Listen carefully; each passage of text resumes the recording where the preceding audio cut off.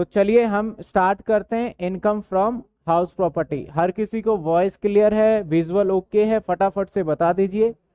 हम फिर स्टार्ट करें। Income from house property.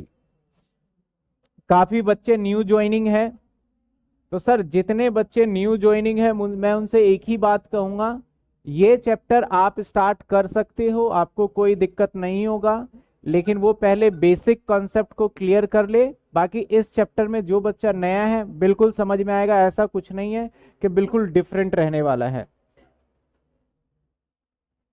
बिल्कुल डिफरेंट रहने वाला है। अभी कुछ बच्चों का हैंड रेज का आ रहा है, तो हैंड रेज देखो अभी तो मैंने स्टार्ट नहीं किया है, जैसे ही रहेगा मैं फिर हैंड रेज का सभी बच्चों का सवाल का जवाब भी लूंगा।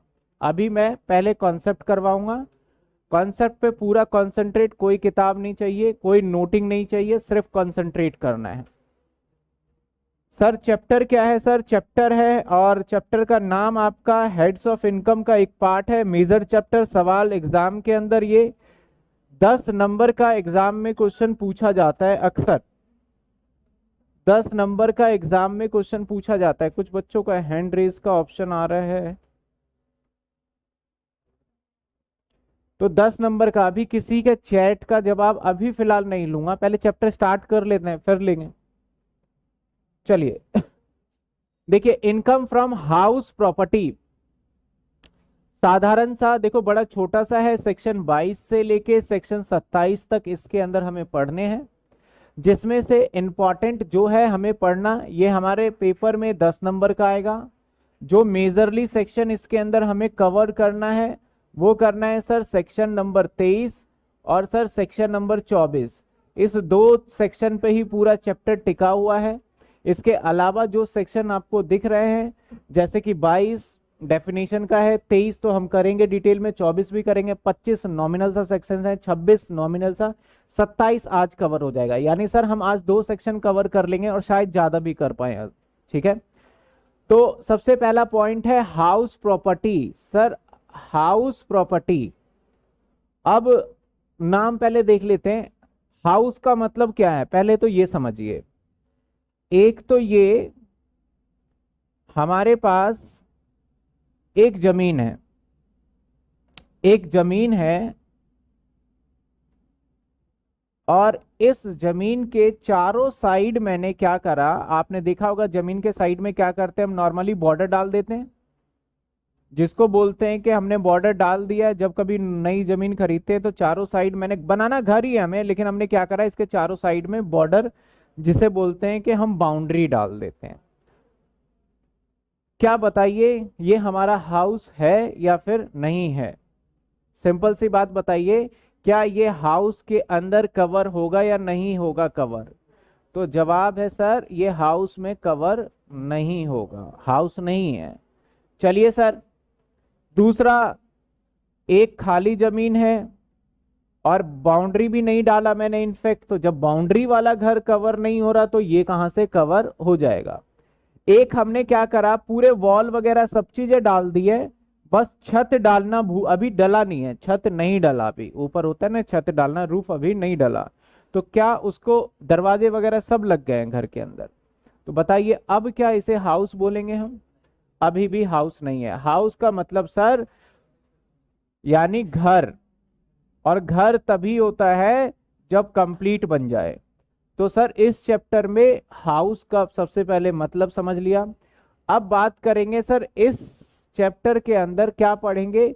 इस घर को अगर आपने रेंट पे दिया, इस घर को अगर आपने रेंट पे दे दिया, तो उस रेंटल इनकम पे, उस रेंट वाले इनकम पे किस प्रकार से कैसे टैक्स का इम्प्लीमेशन होगा, किस तरीके से टैक्स लगाया जाएगा, ये सारी बातें हम इस चैप्टर के अंदर सीखने वाले हैं।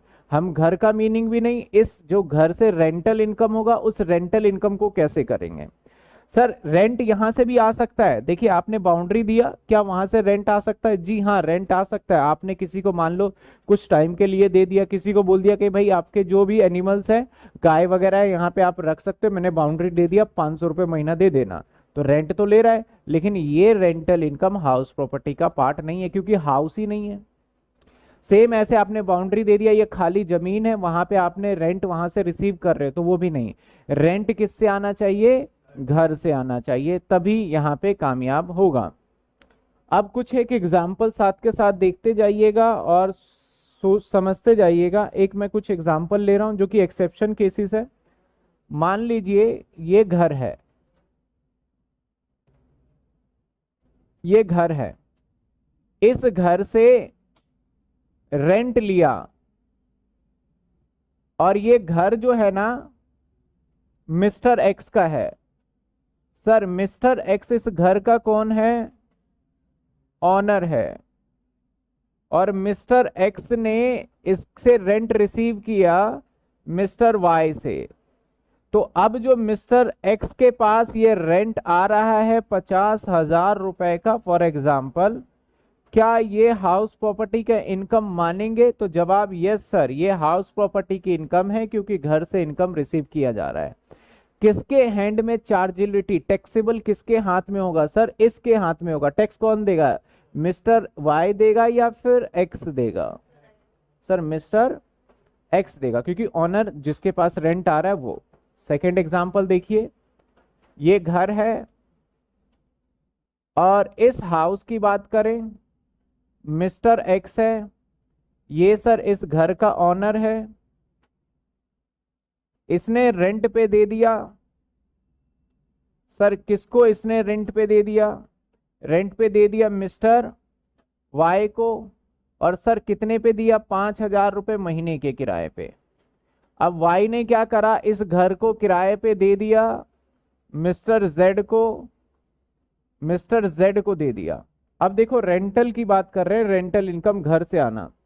देखो जो जेड पे कर रहा है, इसको रेंट पेड कर रहा है, मान लेते हैं 6,000 रुपए, और जो वाई है वो रेंट पेड कर रहा है एक्स को 5,000 रुपए। अब पहले बताना, क्या वाई रेंट रिसीव कर रहा है या नहीं कर रहा है? कर रहा है। क्या इसके इनकम पे हाउस प्रॉपर्टी का टैक्स लगना चाहिए या नहीं लगना चाहिए? अब इसने रेंट रिसीव किया है, अब बताइए इसके इनकम पे टैक्स लगेगा या फिर नहीं लगेगा? नहीं लगेगा। सर क्यों नहीं लगेगा? अभी देखते हैं। और क्या बताइए ऑनर के हैंड पे टैक्सेबल होगा? तो जवाब होगा। तो लॉ कहता है सर रेंटल इनकम नहीं आना, आपको उस मकान का मालिक भी होना जरूरी है। अगर आप उस मकान के मालिक नहीं हो तो उसके ऊपर हाउस प्रॉपर्टी के अंडर हेड में टैक्सेबल ना लेके हम कहीं और आपके टैक्सेबल करेंगे। सर कुछ बच्चे पूछ रहे होंगे कि ऐसा पॉसिबल है? बहुत पॉसिबल है ऐसा। इसको बोलते हैं सब लेटिंग। इस कॉन्सेप्ट को बोला जाता है सब लेटिंग। एक बार लेट आउट कर दिया, उसके बाद फिर फर्दर कर दिया, उसे बोला जाता है सब लेट आउट। मैं खुद ही बताऊं, मैंने रेंट पे ले रखा है एच ब्लॉक, एच ब्लॉक वाला रेंट पे मैंने ले रखा है, मैं मकान मालिक को रेंट पे पेमेंट करता हूं, तो वहां पे जो ऑनर है वो हाउस प्रॉपर्टी में टैक्सेबल, और फर्दर मैंने किसी और को दे दिया है वो रेंट पे, तो वो मुझे रेंट देता है, तो उस केस में मैं हाउस प्रॉपर्टी टैक्सेबल नहीं दूंगा, वो अदर सोर्स के अंदर टैक्सेबल हो जाएगा। तो यानी सर चलो दो बातें समझ में आती है इस चैप्टर में कि नंबर वन आपका घर होना चाहिए, नंबर दो यहां पे रेंट होना चाहिए, नंबर तीन यहां पे ऑनर होना चाहिए। अगर ये तीनों बातें इस लॉ के अंदर अगर एग्जिस्ट करता है तब तो भाई ये आपका हाउस प्रॉपर्टी इनकम माना जाएगा। अगर तीनों में से कुछ भी मिसिंग है तो हाउस प्रॉपर्टी इनकम नहीं माना जाएगा। सिंपल सी बात है। चलिए सर हम एक बार इसके डेफिनेशन को देख लेते हैं, फिर डेफिनेशन के बाद फिर हम आगे देखेंगे, या फिर पहले मैं ऑनर के ऊपर थोड़ा सा डिस्कस करना चाहूंगा। ऑनर, सर ऑनर क्या है?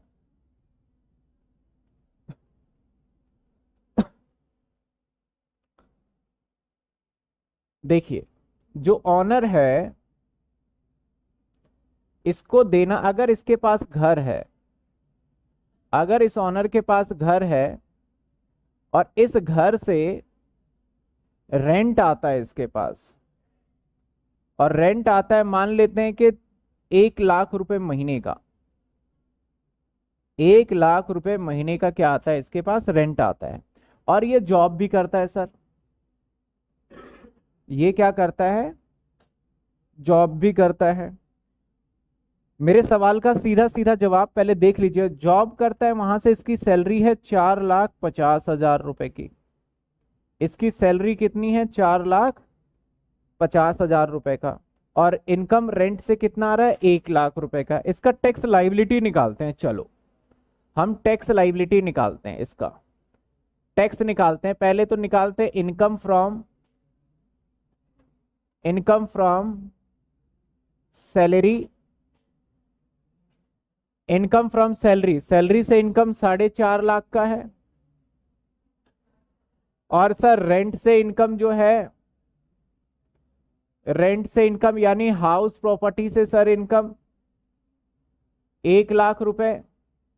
सर इसका टोटल इनकम जो बन जाता है वो बन जाता है 5,00,000। सर टैक्स लाइबिलिटी निकालने के लिए up to 250 nil, next 250 slab rate. कुछ बच्चे नए होंगे उनको पता नहीं चलेगा, तो 5,00,000 से ऊपर हमें टैक्स भरना पड़ता है, ये मैं बताना चाहता हूं। इस पे 5% यानी 12,500 रुपए। बैलेंस पे, बैलेंस 50,000 पे 20%, दैट इज यानी सर इसे 22,500। जैसे ही ये 22,500 इसे सालाना देना पड़ता है ना किसी व्यक्ति को, सरकार को टैक्स, तो इस व्यक्ति को कहीं ना कहीं टेंशन होगा और ये अपना दिमाग चलाना स्टार्ट कर देगा। ये सोचेगा, दिमाग क्या चलाएगा यार, मेरा रेंटल इनकम है और रेंटल इनकम मेरी इनकम इसलिए माना जा रहा है क्योंकि मैं इस घर का ऑनर। क्योंकि 3 कंडीशन होना जरूरी है, घर भी होना चाहिए, है ऑनर भी होना चाहिए और रेंट भी। इसने कहा कि क्यों ना इससे बचा जाए, अगर ये अपने इस इनकम को स्प्लिट कर दे, इस इनकम को स्प्लिट तोड़ दे। अब देखो घर के अंदर है, परिवार के अंदर प्रॉपर्टी वगैरह किसी को भी दे दे कोई फर्क थोड़ी पड़ता है। इसने क्या करा, अपनी वाइफ के नाम पे घर को कर दिया। अगर ये चालाकी कर जाए, इसने क्या करा, अपनी वाइफ के नाम पे कर दिया, तो जब नेक्स्ट हम टैक्स निकालेंगे, अगर ये घर इसके वाइफ के नाम पे हो जाए, तो सर ये वाली जो इनकम है ये एक्स की नहीं होके किसकी हो जाएगी। तो वाइफ जब अपना टैक्स लाइबिलिटी सरकार को भरने जाएगी तो इसकी टोटल इनकम क्या आएगी बताओ, 1,00,000 रुपए सिर्फ। अगर 1,00,000 रुपए क्या इसकी वाइफ टैक्स भरने वाली है उस पर, नहीं है। और उसके जो हस्बैंड जो मिस्टर एक्स है, इसका टैक्सेबल इनकम क्या होगा, 4,50,000। 4,50,000 रुपए तक क्या हो जाता है, 87A लेके रिबेट होके 0, दोनों बच गए। तो क्या ये ऐसा दिमाग लगा सकता है, नहीं लगा सकता, लगा सकता है। तो जब इस तरीके की दिक्कतें आई ना, तो यहां पे बोला गया भैया ऑनर का मतलब एक तो रियल ऑनर होगा और एक होगा डीम्ड ऑनर। डीम्ड ऑनर का मतलब जो आपकी चालाकी है ना, वो सारी चालाकी बंद कर दी जाएगी। मतलब आपने सिर्फ और सिर्फ अपेरेंटली दिख रहा है कि ये जो है घर अपनी वाइफ को दिया है, सिर्फ टैक्स चोरी है इसका पर्पस। तो ऐसे में ऑनर मान किसको लिया जाएगा, एक्स को मान लिया जाएगा। मतलब तुम ऑनर नहीं हो, लेकिन इनकम टैक्स बोला तुम मानो या ना मानो, हम मान रहे हैं तुम ऑनर हो और उसके हिसाब से तुम्हें टैक्स देना होगा। तो ऑनर के भी 2 कैटेगरी हो गया, एक तो रियल ऑनर जो कि पेपर मेरे नाम पे है, एक मैं ऑनर नहीं रहूंगा, मैं टैक्स चोरी करने के, टैक्स बचाने के चक्कर में मैं कुछ ऐसी एक्टिविटी करूंगा जिससे मैं ऑनर तो नहीं रहूंगा लेकिन इनकम टैक्स वाले मुझे जबरदस्ती ऑनर बना देंगे। That is the deemed owner, जो कि सेक्शन 27 में बताया गया है। समझे बात आप। तो यानी कुछ चीजें, अब एक बार डेफिनेशन समझ में आ रहा है थोड़ा बहुत आपको। अब डेफिनेशन देख लेते हैं क्या कहता है सर। डेफिनेशन चार्जेबिलिटी की बात करते हैं। सर चार्जेबिलिटी की बात अगर करें तो क्या कहता है सेक्शन हमारा चार्जेबिलिटी के बारे में।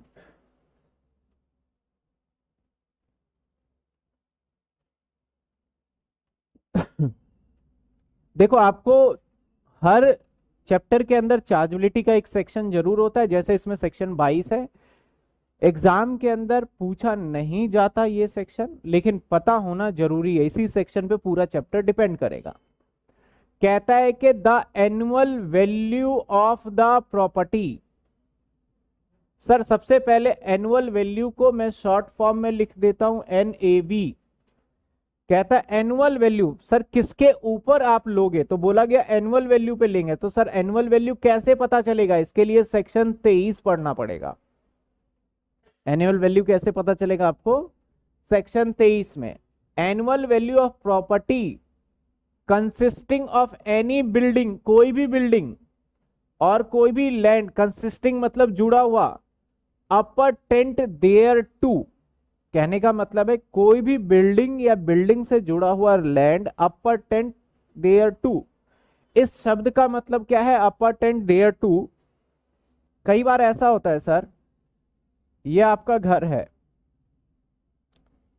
इसके साथ में आपका पूरा गार्डन है, और मान लो ये जो आपका घर है इसका रेंट आपने डिसाइड किया है 50,000 महीने का।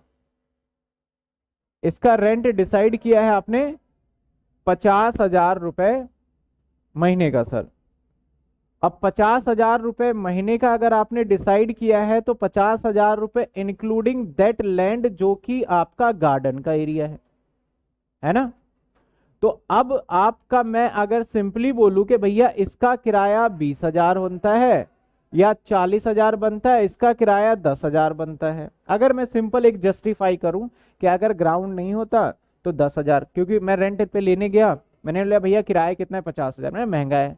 बोला भाई साहब 50,000 आपको पार्क वार्क मिल रहा है, देखो पार्किंग है, पार्क है, इन सब फैसिलिटी के तो पैसे हैं, तो उसने 50,000 चार्ज किए। तो अब सवाल आता है कि बोला गया घर से आएगा किराया, लॉ ने क्लियर कर दिया भैया घर का मतलब वो हिस्सा भी है जो आपके घर से अटैच्ड है, यानी अपर टेंट इसको बोला जाता है। तो उस हिस्से को भी मान लिया जाएगा और उसका भी आपका हाउस प्रॉपर्टी में ही टैक्सेबल किया जाएगा।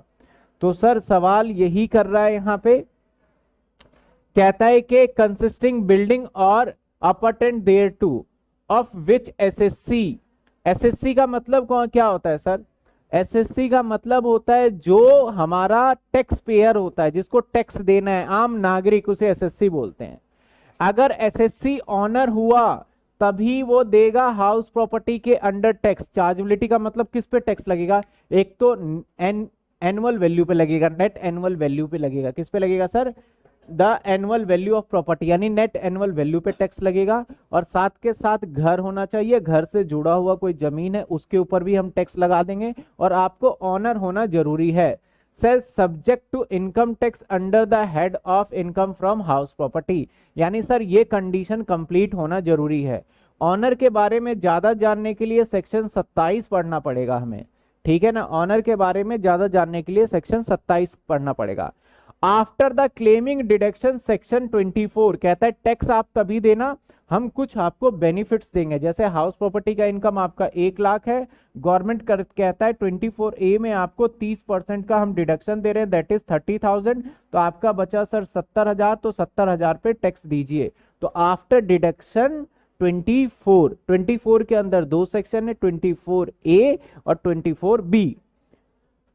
आगे कहता है प्रोवाइडिंग सच प्रॉपर्टी और any portion of such property not use by SSC for the purpose of any business. अगर आप बिजनेस के लिए यूज कर रहे हो इस प्रॉपर्टी को तो वो इनकम फ्रॉम हाउस प्रॉपर्टी के अंडर टैक्सेबल नहीं होगा। यानी आपने रेंटल, देखो आप नहीं कर सकते बिजनेस पर्पस के लिए, आपने किसी और को किराए पे दे दिया, वो बिजनेस पर्पस के लिए कर ले तो होगा हाउस प्रॉपर्टी रेंटल, ठीक है ना, आप नहीं कर सकते। बस for the purpose of any business and profession carried on by him मतलब who, SSC, the profit which the chargeable under income tax। तो सर ये साधारण सी डेफिनेशन है, इस डेफिनेशन को अगर हमने पूरा अच्छे से पढ़ लिया, देखो 23 भी आ गया इस डेफिनेशन के अंदर, सेक्शन 23 पढ़ लिया, सेक्शन 24 पढ़ लिया, सेक्शन 27 पढ़ लिया, हमारा चैप्टर लगभग ओवर हो जाता है। कहने को 22 से 27 है लेकिन 2 ही सेक्शन मेन है।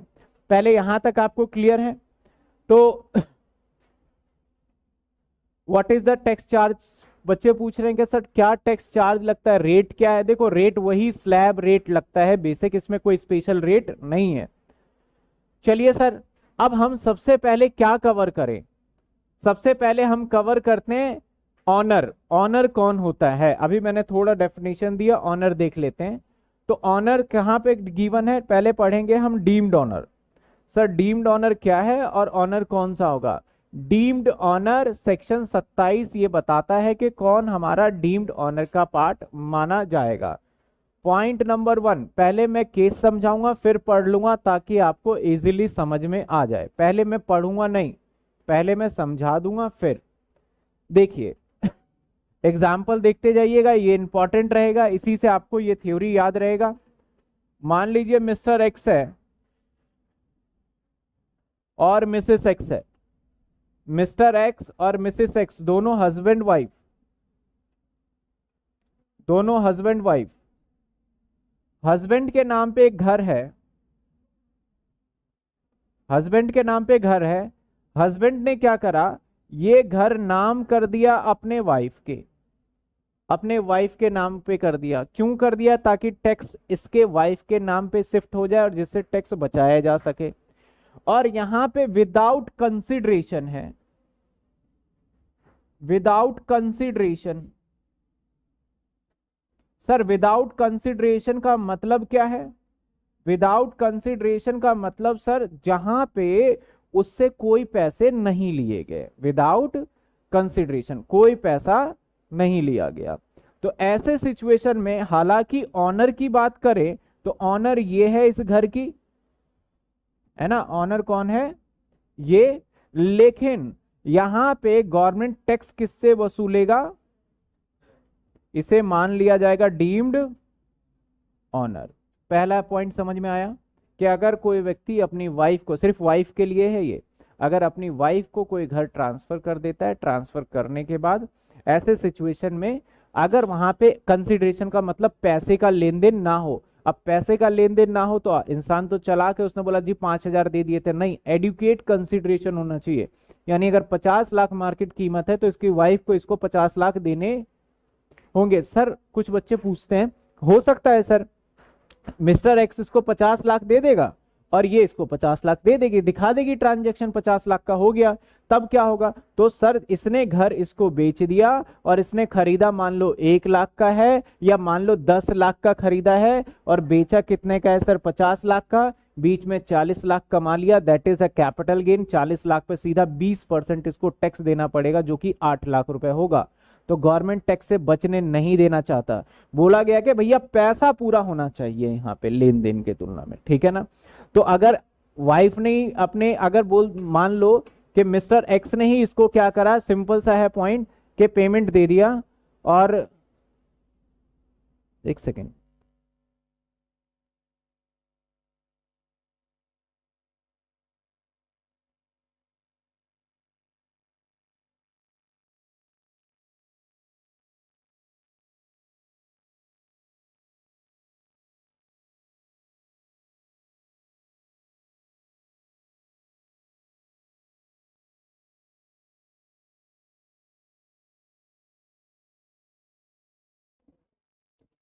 जी ठीक है, थोड़ा सा अब ध्यान दीजिए। मैं क्या बता रहा था आपको कि एक्स ने अपनी वाइफ के नाम पे क्या करा, घर को ट्रांसफर कर दिया और उसमें कंसिडरेशन नहीं लिया, तो घर किसका माना जाएगा? उसके हस्बैंड का ही माना जाएगा।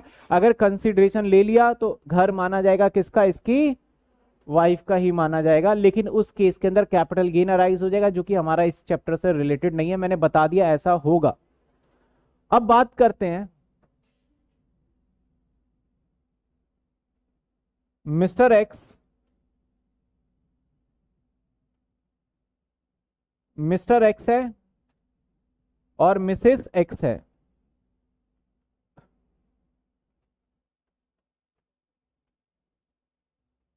और ये दोनों जो है हस्बैंड वाइफ है, ऑब्वियस सी बात है।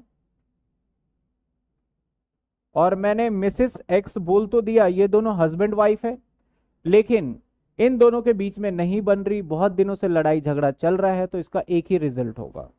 क्या होना चाहिए जब लड़ाई झगड़ा चल रहा है बहुत दिनों से, इन दोनों के बीच में बन ही नहीं रहा? डाइवोर्स होगा।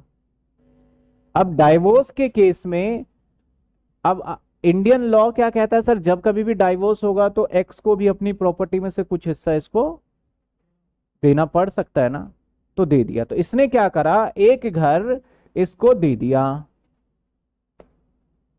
कोई कंसिडरेशन नहीं लिया। अब इसके पास जो घर है उस घर से रेंट आ रहा है मान लो कि 5 लाख रुपए।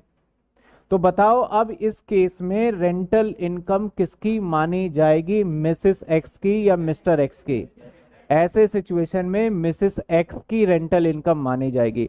यानी जहां डाइवोर्स लीव अपार्ट, डाइवोर्स का केस है, वहां कंसिडरेशन नहीं, भैया घर दे दिया उसी का हो गया वही रेंटल इनकम। और जहां डाइवोर्स नहीं है वहां पे भैया तुझे ही डीम्ड ऑनर बना के तुझसे ही टैक्स, क्योंकि इस प्रॉपर्टी के ऊपर पूरा अधिकार किसका हो गया, मिसेस एक्स का। लेकिन इस वाले प्रॉपर्टी पे मिसेस एक्स का अधिकार है ही नहीं, मिस्टर एक्स ने सिर्फ और सिर्फ टैक्स बचाने के लिए किया है। थर्ड एग्जांपल देखिए, मान लेते मिस्टर एक्स और मिसेस तो नहीं कह सकते, मिस एक्स भी नहीं बोल सकते, मिस वाई बोल देते। अभी शादी हुई नहीं है, तैयारी चल रही है, ठीक है ना, अभी शादी हुई नहीं और तैयारी चल रही है यहां पे। और यहां पे मिस्टर एक्स ने क्या करा, एक फ्लैट, अभी बस मान लो एंगेजमेंट बोल लो, मंगनी बोल लो, जो मर्जी बोल लो, मंगेतर बोल लो, जो मर्जी, अभी शादी नहीं हुई है। इसने क्या करा, खुशी खुशी में आके एक अपना फ्लैट इसके नाम पे कर दिया, ठीक है, एक फ्लैट इसके नाम पे कर दिया विदाउट एडुकेट कंसिडरेशन। अब इस फ्लैट से शादी हो जाएगी 1 महीने 2 महीने जो भी डेट रखा गया होगा। अब इसने क्या करा सर, इससे इनकम, रेंटल इनकम 5 लाख रुपए। अब बताओ ये इनकम मिस वाई की मानी जाएगी या मिस्टर एक्स की? ये यहां पे देखो रिस्क है, लॉ कहता है जहां पे रिस्क हो तो वो इनकम उसकी, यानी कोई भरोसा नहीं है, मिस वाई फ्लैट लेते ही बदल गई तो अब नहीं करना भाई शादी, तो यहां पे रिस्क है, यहां पे नहीं बदला जा सकता, यहां पे तो बदल ही गए हैं और यहां पे बदलने की संभावना है, तो रिस्क ज्यादा है। तो ऐसे सिचुएशन में लॉ कहता है कि भैया यहां तुम्हारा रिस्क है, तुमसे टैक्स क्या लेंगे, हम उससे ही टैक्स जो है इसके ऊपर ले लेंगे। तो यहां पे है कि घर स्पाउस अपनी पत्नी को या पत्नी अपने हस्बैंड को दे देता है, तो उसमें क्या क्या कंडीशन हो सकते हैं, 3। तो यहां डीम्ड ऑनर एक बार पढ़ लेते हैं फटाफट से, क्या कहता है, कहता है transfer of spouse, transfer to spouse, section 27 कहता है if an individual transfer any house property to his or her spouse otherwise then for the adequate consideration, मतलब कंसिडरेशन के अगर अलावा किया गया, the transfer that case deemed to be owner, आपको मान लिया जाएगा deemed owner of the property so transferred. अब देखिए यहां पे 2 बातें हैं, जो ट्रांसफर करता है ना इसको हम बोलते हैं ट्रांसफरर, और जो ट्रांसफर रिसीव करता है ना इसे बोलते हैं ट्रांसफरी। इस शब्द का इस्तेमाल करूंगा मैं कई बार, तो आपको ध्यान रखना है, ठीक है। This would however not cover, ये सेक्शन हमारा काम करना बंद कर देगा in case where properties transfer to spouse in connection with agreement live apart. यहां पे थोड़ा डाइवोर्स को थोड़ा मॉडर्न वर्ड दे दिया गया, एग्रीमेंट लीव अपार्ट। अगर डाइवोर्स का केस हुआ तो भैया ये सेक्शन नहीं, दोनों अलग अलग ही टैक्स देंगे। क्लियर है यहां तक? तो पहला पॉइंट हुआ कवर हमारा डीम्ड ऑनर का। सर और क्या केस हो सकता है हमारा डीम्ड ऑनर के केस में? मान लेते हैं मिस्टर एक्स है, मिस्टर एक्स है, अब वाइफ को ट्रांसफर करना नहीं है, लॉ ने इसे थोड़ा सा बंद कर दिया कि भाई नहीं कर सकते हो। मिस्टर एक्स के पास एक घर है और मिस्टर एक्स ने इस घर को क्या करा, अपने सन के नाम पे ट्रांसफर कर दिया। सन, वो भी माइनर, वो भी माइनर सन, जिसको कुछ भी चीज नहीं आता। माइनर कौन होता है सर? माइनर जो 18 से नीचे है उसको हम बोलते हैं माइनर सन। माइनर सन के नाम पे ट्रांसफर कर दिया, तो माइनर सन आप जानते हो 18 साल से कम है तो पूरा कंट्रोल इसके पापा का ही होगा। अब माइनर सन हो सकता है या माइनर चाइल्ड, मैं बोल दूं, मैं सन गलत वर्ड यूज कर रहा हूं, यहां चाइल्ड बोल देता हूं, माइनर चाइल्ड। सर चाइल्ड की बात करें तो दो चाइल्ड हो जाते हैं। कौन कौन हो जाता है? या तो हो सकता है सन या फिर डॉटर, दोनों बातें कंडीशन है। तो माइनर आपने करा, सन के नाम पे कर दिया ट्रांसफर इसने, और ये घर इसके नाम पे ट्रांसफर कर दिया। इनकम टैक्स अथॉरिटी आता है, बोलता है मिस्टर एक्स घर के ऊपर आप टैक्स दो। मिस्टर एक्स बोलता है मैं तो ऑनर हूं ही नहीं, मेरा बच्चा ऑनर है, आप उससे टैक्स ले लो। और हाउस का इनकम जो है मान लेते हैं 2 लाख रुपए, तो इसका बच्चा भी वैसे टैक्स नहीं दे पाएगा ऐसे सिचुएशन में। तो ऐसे सिचुएशन में 27 आया, 27 ने बोला भैया आप रिडीम्ड ऑनर माने जाओगे, आपको ही इसके ऊपर टैक्स देना होगा। सेम अगर इसने क्या करा, ये घर ट्रांसफर करा होता डॉटर के नाम पे, तब भी डीम्ड ऑनर यही होता और इसको टैक्स देना होता। लेकिन डॉटर के केस में कंडीशन लग जाता है सर। वैसे कहा जाता है, देखो लॉ के अंदर पता है क्या कहा जाता है, लीगल इलीगल। इनकम टैक्स वाले बोलते हैं भैया टैक्स दो, तुम कुछ भी काम करो सब लीगल है, सिर्फ टैक्स दे दो तुम, ठीक है। अब डॉटर या तो हो सकती है माइनर, मैरिड डॉटर हो सकती है या अनमैरिड। वैसे तो कहते हैं कि भैया जो माइनर चाइल्ड है उसका मैरिड हो ही नहीं सकता, लेकिन लॉ में लिखा हुआ है यहां पे या हो सकती है अनमैरिड या हो सकती है मैरिड। तो अगर अनमैरिड होगा तो टैक्सेबल पता है किसके हैंड में जाएगा सर, टैक्सेबल जाएगा मिस्टर। जैसे ही मैरिड होगा तो इस घर के ऊपर अधिकार इसका नहीं रहेगा, उसके ससुराल वालों का हो जाएगा। ससुराल वाले होगा कौन सा, हाँ ससुराल ही होगा, ठीक है, उसका अधिकार आ जाएगा। ऐसे सिचुएशन में इसके ऊपर टैक्स किसे देना पड़ेगा, इस केस में मिसेस या मिसिस हो जाएगी, ये तो जो भी है इसकी डॉटर को टैक्स देना पड़ेगा, या उसके घर के तरफ जो भी है उसको टैक्स देना होगा। तो चाइल्ड को देने के नाम पे देखो क्या बोला गया, माइनर। मेजर को दोगे तो भैया आपके हाथ से निकल गया, मेजर तो बेच बूझ कर निकल लेगा, आप कुछ नहीं कर पाओगे। ज्यादातर यही होता है भैया, अपने नाम पे दिया, फादर ने क्या करा बेटे को दिया, भैया बड़ा हो गया, पता चला बेटे ने सारा प्रॉपर्टी बेच दिया, जुए में हार गया, इधर हो गया उधर हो गया, सब कुछ कर लेता है वो। लेकिन माइनर को तो डरा के रखा जा सकता है, तो प्रोविजन में क्या है माइनर। अगर मेजर को दे दिया तो भैया वही टैक्स भरेगा, इसमें इंक्लूड नहीं होगा। टैक्स किसको देना चाहिए, डॉटर को। कौन से केस में, मैरिड में तो मैंने बोला डॉटर ही देगी। हाँ तो अभी मैं, इसका पैन कार्ड नहीं बना, इसका पति का तो बना होगा पैन कार्ड, वो भरेगा इसके बिहाफ पे, ठीक है ना। हाँ तो उसका डॉक्यूमेंट नहीं बना होगा ना, देना इसी को चाहिए, ट्रू। लेकिन कई बार क्या होता है, जब कभी कोई माइनर चाइल्ड की इनकम होता है तो उसमें वो टैक्स नहीं दे सकता, तो उसके बिहाफ पे उसके गार्जियन को देना पड़ता है, रूल ये कहता है। आप देखते हो इतने सारे ऐड है, अब बच्चा इतना छोटा, आपने डायपर वाइपर का ऐड देखा होगा, उसको 50 लाखों रुपए कमा लेता है वो डायपर के ऐड में आके, अब वो टैक्स भरने जाएगा, उसे तो पता भी नहीं है। तो उस सिचुएशन में उसके गार्जियन जो है वो टैक्स देंगे, ठीक है ना। चलिए सर पढ़ लेते हैं क्या कहता है इस प्रोविजन के रिगार्डिंग। मैंने लिख भी दिया और ये आपकी किताब में लिखा हुआ भी है। अगेन इसके ऊपर अलग से सेपरेटली क्वेश्चन आ जाता है कि सेक्शन 22 डिफाइन करें। कहता है आपका transfer to minor child, minor child बोला गया है। If individual transfer any house property to his her minor child, otherwise the adequate consideration, अगर एडुकेट कंसिडरेशन नहीं लिया तो the transfer of in case deem to be owner, the house property transferred, जिसने transferred किया है उसके नाम पे माना जाएगा। This would however not cover if the property transfer the minor married daughter. अगर सन हुआ माइनर और वो उसका शादी हो चुका है तो वो तो कवर्ड होगा भैया, क्योंकि उसका गार्जियन उसका फादर ही बनने वाला है दोबारा, समझ रहे हो ना। तो माइनर मैरिड डॉटर को स्पेशली कवर्ड किया गया कि इसको हम नहीं मानेंगे। यहां तक बात समझ में आई आपको। पहला केस क्या था सर, घर अगर आपने दे दिया किसको, अपनी वाइफ को, तो किसके हाथ में टैक्सेबल होगा। दूसरा केस था अगर आपने घर दे दिया अपने बच्चे को तो किस में टैक्सेबल होगा। अगले केस पे देखते हैं।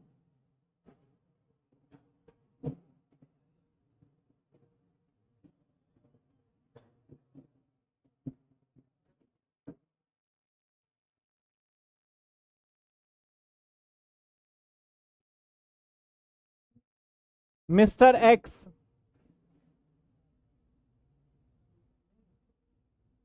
ध्यान से देखिएगा, मिस्टर एक्स है,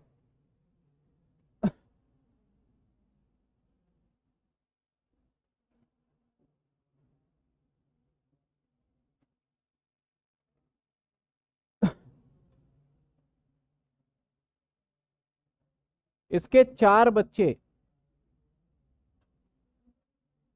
ए, बी, सी और डी, 4 बच्चे हैं, और मिस्टर एक्स के पास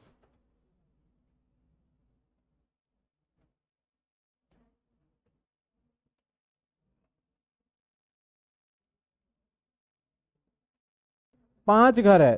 समस्या, समस्या है यहां पे। इसके पास 5 घर है। मिस्टर एक्स की जो एज है 96 ईयर, यानी सुपर सीनियर सिटीजन। तो सर इसकी एज है 96 ईयर, सुपर सीनियर सिटीजन, और मिस्टर एक्स को ऐसा लग रहा है कि यार मेरे घर है, अगर मैं चला गया, 5 घर है, तो ये चारों आपस में लड़ लड़ के कहीं 4 की जगह 3 ना हो जाए। तो इससे बेहतर है कि हम अभी से ही क्या करें, विल बना दें। विल मतलब वसीयत अभी से ही तैयार कर दें। तो जब वसीयत तैयार करने गया था तो इन सबके मन में चल रहा होगा, मुझे 2 मिलेंगे, तो मुझे 2 मिलेंगे, तो मुझे 2 मिलेंगे। होता है ऐसा। अब इसके मन में जो चल रहा था वो, इसने कहा कि भैया ए अपने बड़े बेटे को बुलाया, ए बोला तुझे मिल गया नंबर 1 हाउस, बी तुझे मिल गया नंबर 2 हाउस, सी तुझे मिल गया नंबर 3 हाउस, डी सोच रहा अब तो दोनों मेरे। इसको बोला तुझे मिला नंबर 4। चारों ने मिलकर पूछा कि पिताजी 5वां घर क्या है? बोला कि भैया इतने सारे मैंने काम किए, सुख शांति के लिए इसे टेम्पल बना दो, यानी इसे मंदिर में कन्वर्ट कर दिया जाए, ये मैं चैरिटी में दे देता हूं। अब ये हो गया मंदिर। सर पहले घर से जो रेंटल इनकम अब आएगा वो ए भरेगा, दूसरे घर से जो रेंटल इनकम आएगा वो, और तीसरे घर से और चौथे घर से डी। ये अलग अलग हो गया। भैया दिक्कत ये आ गया कि ये 5वां घर तो किसी के नाम पे भी नहीं है। अब ये इसके नाम पे भी नहीं रहा और इनमें से किसी के नाम पे भी नहीं है, तो ये घर बंटवारा भी नहीं हो सकता। तो ऐसा पार्ट जिसे बंटवारा नहीं किया जा सकता उसको बोलते हैं इम्पेरिटिबल स्टेट या इम्पेरिटिबल एसेट्स, जिसका बंटवारा नहीं हो सकता। तो सर इस घर का केयर टेकर होगा कोई ना कोई। बोलेगा भैया जो ज्यादा इसमें से मंदिर बना दिया है, जिसका ज्यादा पूजा पाठ के अंदर श्रद्धा होगा, उसको इसका केयर टेकर बना दिया जाएगा। नॉर्मली इसने क्या करा, अपने बड़े बेटे को बोला भैया इस मंदिर का सारा देख रेख किसे करना है, तुझे करना है। अब इस मंदिर से ना ये जो घर है, एक तरीके से घर है, छत भी है, सारी चीजें कंडीशन फुलफिल कर रहा है, यहां से रेंट आ सकता है। सर मंदिर में कौन रेंट देगा? कई बार आपने देखा है मंदिर यूज करते हैं, चाहे कुछ छोटे से फंक्शन के लिए हो, कोई पार्टी के लिए, तो वहां से रेंटल इनकम आ जाता है। आपने देखा होगा मंदिर के साथ में कई बार बैंकेट हॉल बना दिया जाता है जिसके अंदर मैरिज वगैरह होता है, नॉर्मल है। तो अब इस रेंटल इनकम पे कौन टैक्स देगा? अब बोलेगा बी मैं क्यों दूं, मैं तो मालिक नहीं हूं। ए बोलेगा मैं भी क्यों दूं, मैं भी मालिक नहीं हूं, और लॉ के हिसाब से ये सभी मालिक नहीं है। तो इनकम टैक्स डिपार्टमेंट देखेगा भैया इसका देखरेख कौन कर रहा है। पाया गया कि इनकम टैक्स में देखरेख कौन कर रहा है, ए, केयर टेकर कौन है, ए। तो इसके इनकम पे टैक्स किसको देना पड़ेगा? ए को देना पड़ेगा इसको। हाँ जी, नहीं गवर्नमेंट का थोड़ी टेम्पल है वो अपने पास रखेगा टेम्पल से सारा ये देख रेख, मंदिर के अंदर खर्चा होगा, सारा चीज उसे करना है, गवर्नमेंट के पास कुछ भी नहीं जाता। टेम्पल जो भी होता है वो, पर क्या, जो जितने भी मंदिर के अंदर जितने भी दान वगैरह होते हैं उस सभी का इनकम पे कैलकुलेट होके टैक्स जाता है उसके ऊपर, सबके ऊपर। तो यहाँ पे जो भी है उसके ऊपर टैक्स देना होगा। अभी देखा होगा हाल फिलहाल में बहुत ज्यादा कंट्रीब्यूशन चल रहा है कि भैया यहाँ से इतनी सारी फंडिंग आ रही है, इसके ऊपर टैक्स दो, इसका हिसाब दो, यहाँ से कहाँ कहाँ से पैसे आ रहे हैं यहाँ पे, तो वो चीज है कि टैक्स देना होगा। तो कहानी मोरल क्या है कि आपको कहानी तीसरा केस समझ में आया कि अगर ऐसा कोई सिचुएशन हुआ तो किसको देना पड़ेगा? ऑनर नहीं है, लेकिन उसको डीम्ड ऑनर मान के उसको टैक्स देना पड़ेगा। चलिए फटाफट से इसको देख लेते हैं और कवर कर लेते हैं। क्या कहता है होल्डर ऑफ इम्पेरिटिबल स्टेट? कहता है होल्डर ऑफ इम्पेरिटिबल स्टेट, जो बट नहीं पाया था, जो चौथा पांचवा मकान था ना, उसकी बात कर रहा है। कहता है the holder of impartible estate shall be deemed to be individual owner of all properties, या फिर आपका कंप्राइज करेगा in the estate the impartible estate as would itself suggested is property which not legally divisible. मतलब यहाँ पे सिर्फ बताया गया सर, इस डेफिनेशन के अंदर बताया गया इम्पेरिटेबल एस्टेट सर वही होता है जिसको डिवाइड नहीं किया जा सकता। यहाँ पे डीम्ड ऑनर उसको मान लिया जाएगा, जो सजेस्ट होगा, जो इनकम टैक्स को लगेगा एप्रोप्रिएट है उसको मान लिया जाएगा। मैंने सिंपल सा एग्जांपल में बता दिया, जो उसका केयर टेकर होगा वही क्या माना जाएगा, उसका ऑनर। हम जो भी पढ़ रहे हैं ना 27 सेक्शन में बात बनाया गया है कि आप मालिक नहीं हो लेकिन ठहरो, हम आपको मालिक मान के आपसे टैक्स वसूल लेंगे। पहले पॉइंट क्या था, घर दे दिया वाइफ के नाम पे, टैक्सेबल किसके हो गया, हस्बैंड। दूसरा, घर दे दिया बच्चे के नाम पे, टैक्सेबल किसमें हो गया, फादर। तीसरा, घर दे दिया मंदिर के नाम पे, टैक्सेबल किसका हो गया, केयर टेकर के ऊपर। समझ में आ रही है बात आपको? चलिए सर अगले सेक्शन पे चलते हैं हम।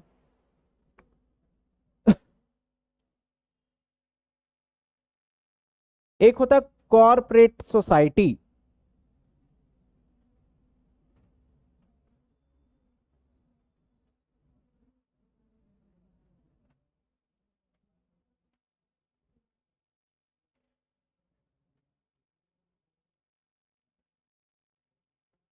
सर कॉर्पोरेट सोसाइटी या फिर कुछ और भी होते हैं, जो कि एक तरीके से मैं एक छोटा सा एग्जांपल देता हूं समझना।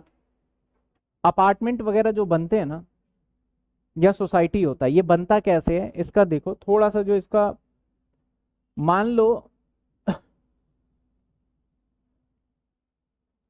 इस तरीके से करते करते जो नंबर ऑफ पर्सन है ना इतने सारे हो जाते हैं कि इनके पास थोड़े से पैसे होते हैं।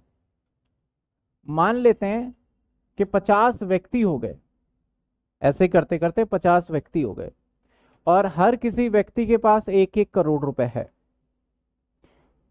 और उनके पास 1-1 करोड़ के हिसाब से 50 करोड़ रुपए है और ये सारे आपस में एक ही जगह काम भी करते हैं और बहुत दिनों से जानते हैं।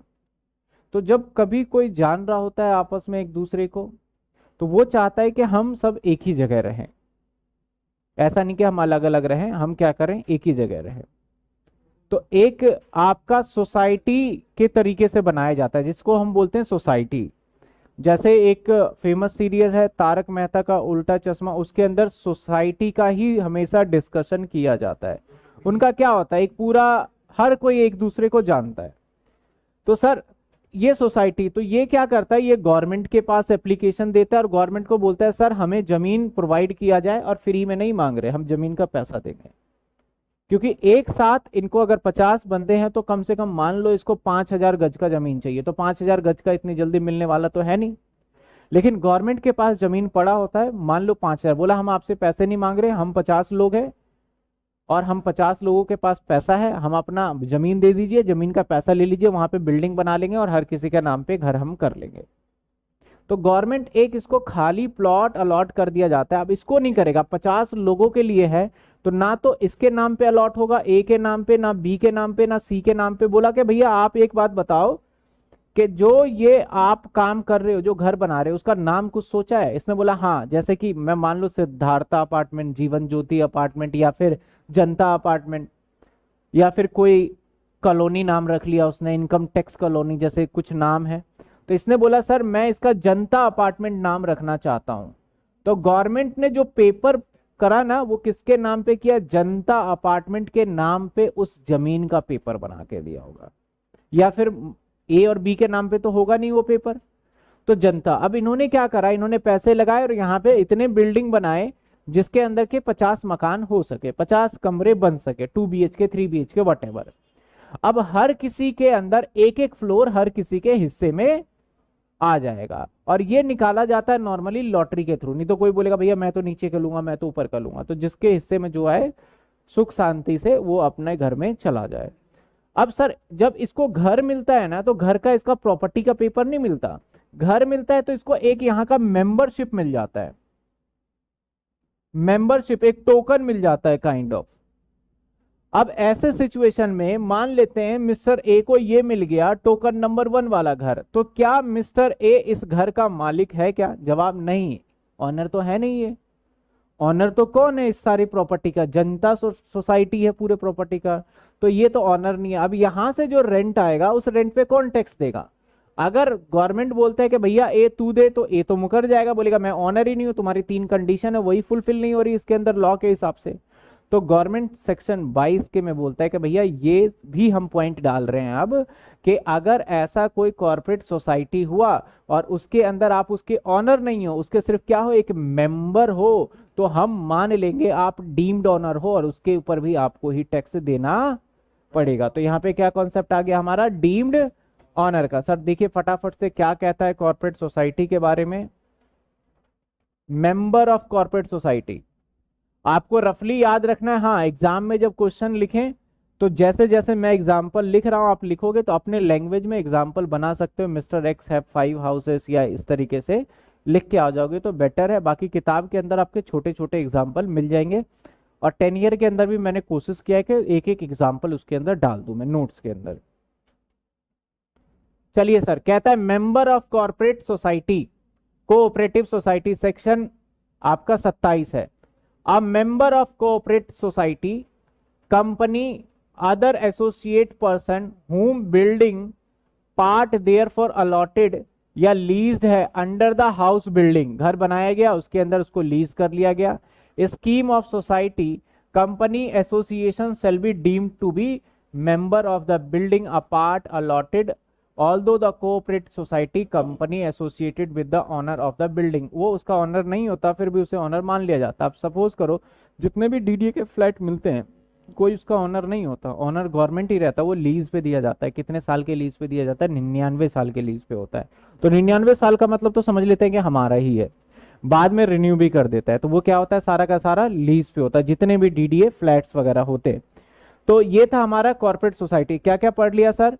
पहला पॉइंट हमने देखा कि अगर आप अपनी हाउस प्रॉपर्टी की इनकम ट्रांसफर कर दो अपनी वाइफ में तो कौन देगा। दूसरा देखा बच्चे पे कौन देगा। तीसरा देखा घर जो कि थोड़ा झगड़े वाला इंपेरेटिबल बन गया। चौथा देखा आप घर के मालिक नहीं हो, क्या, कॉर्पोरेट सोसाइटी, तब क्या होगा। एक और केस देखते हैं हम।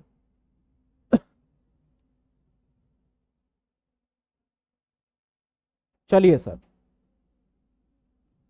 अब घर ना ऑनर का मतलब क्या है,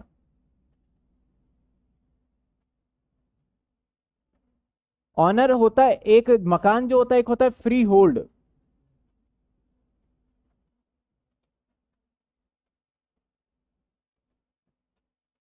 और एक होता है power of attorney. Power of attorney sir, जब घर खरीदते हैं ना तो दो तरीके का घर होता है, जैसे बोलते हैं ना कच्ची कॉलोनी और पक्की कॉलोनी। तो कच्ची कॉलोनी में सरकार ने आपके नाम पे जमीन नहीं किया है, वो जब मर्जी चाहे आपकी जमीन को छीन सकता है, इसलिए आप अक्सर देखोगे कच्ची कॉलोनी का रेट क्या होगा, कम होगा। ठीक है। पक्की कॉलोनी कौन सा है, जो कि घर आपके नाम पे हो चुका है, सरकार आपसे वो घर नहीं छीन सकता।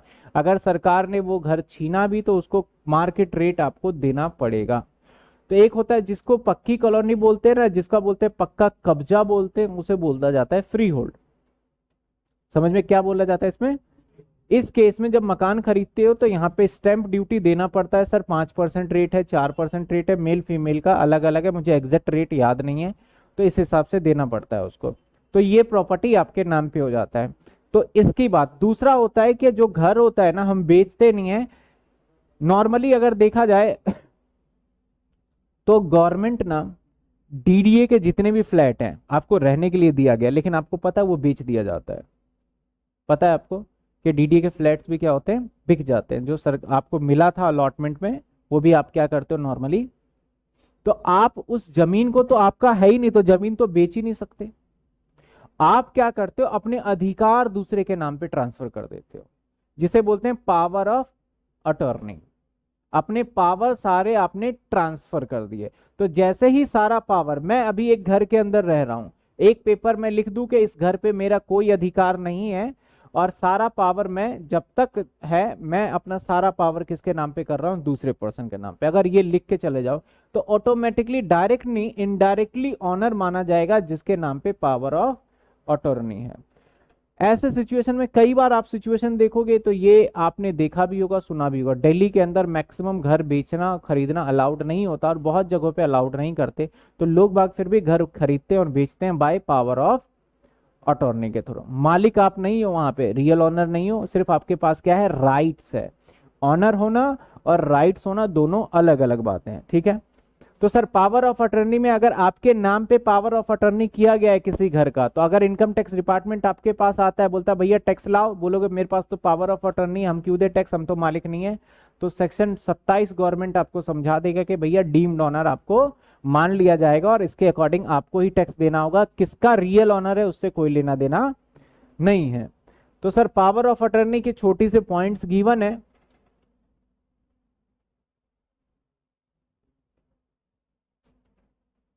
देखिए क्या कहता है, person in position to property, मतलब इस पोजीशन में के प्रॉपर्टी पे उसका कब्जा हो जाएगा। जैसे a person who allowed to take retain possession of any building a part there performance, और उसके ऊपर परफॉर्मेंस कर सकता है, ऑफ कॉन्ट्रैक्ट, कोई कॉन्ट्रैक्ट उसने कर लिया है। The nature of section 53A of the transfer of property act, property act के अंदर ये प्रावधान गिवन है कि आप किसी को भी प्रॉपर्टी ट्रांसफर कर सकते हो प्रॉपर्टी पावर ऑफ अटॉर्नी के थ्रू। To be deemed owner of the house property, this would cover case possession of the property handed over to the buyer, जिसको भी दे दिया। Sale consideration has been paid, promise to be paid, चाहे paid करा हो चाहे promise to be paid किया हो बायर ने।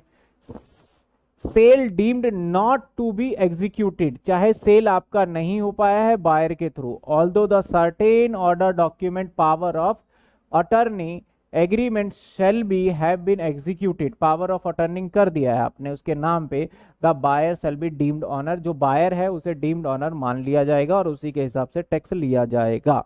यहां तक बात समझ में आया आपको?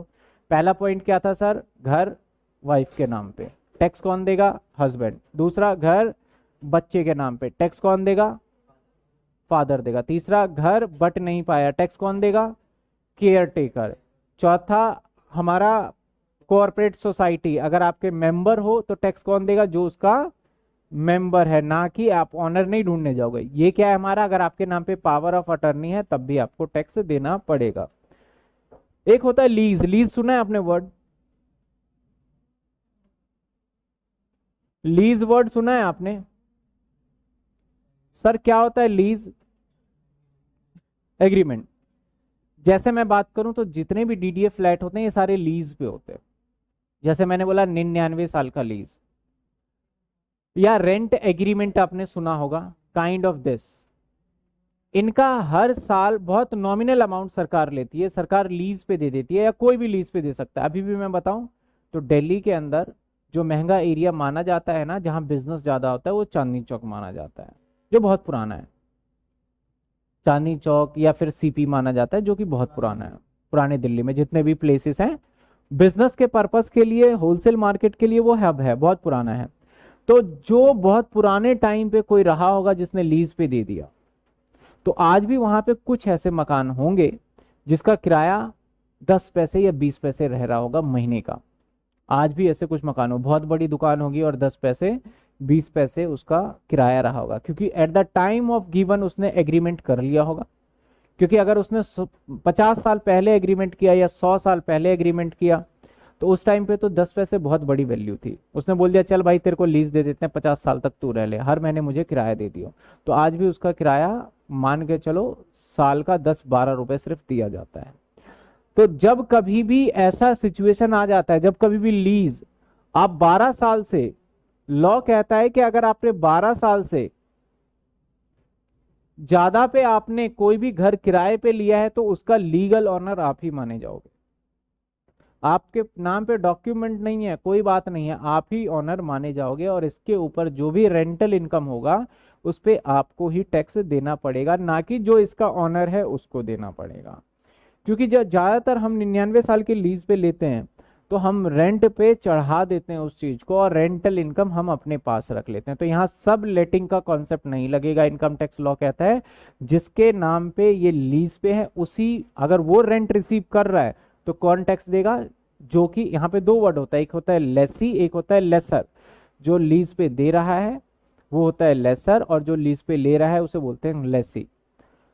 तो इस सिचुएशन के अंदर अगर 12 साल से ऊपर पे किसी को भी आप लीज पे प्रॉपर्टी दोगे तो जिसने लीज पे प्रॉपर्टी लिया है यानी लेसी वो ऑनर मान लिया जाएगा रेंटल इनकम के लिए। अगर वो फर्दर रेंट पे देता है तो उसको उसके ऊपर टैक्स देना पड़ेगा। ठीक है सर, देखिए क्या कहता है, छोटा सा सेक्शन है, person having the right of property for the period not less than 12 year. 12 साल से कम का नहीं है, 12 साल से ज्यादा या 12 साल का है तो उस सिचुएशन में कौन देगा आपका, जैसे मान लेते हैं फॉर एग्जांपल भी ले लेता हूं मैं, मिस्टर एक्स, इसने अपना प्रॉपर्टी मिस्टर वाई को दे दिया, मिस्टर वाई को दे दिया और सर ये दे दिया उसने 70 साल के लीज पे,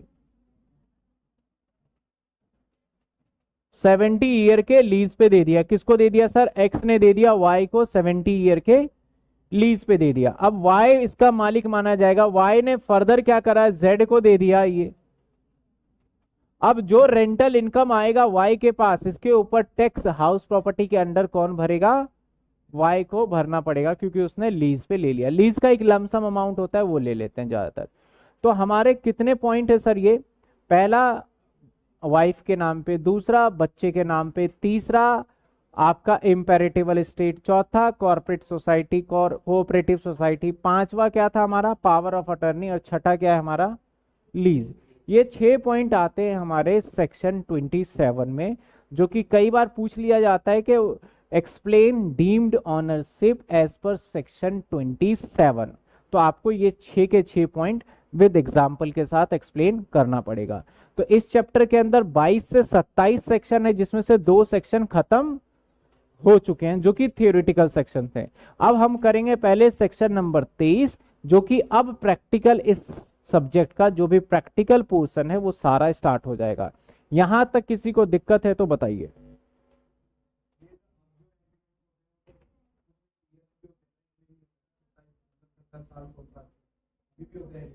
करते हैं अभी भी।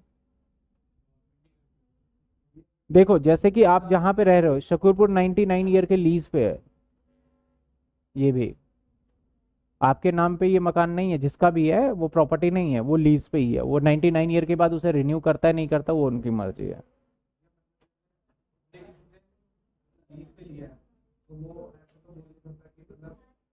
खाली करो, हाँ वो अमाउंट उसके हिसाब से होगा, अभी करंट के हिसाब से हम उससे खाली नहीं करवा सकते।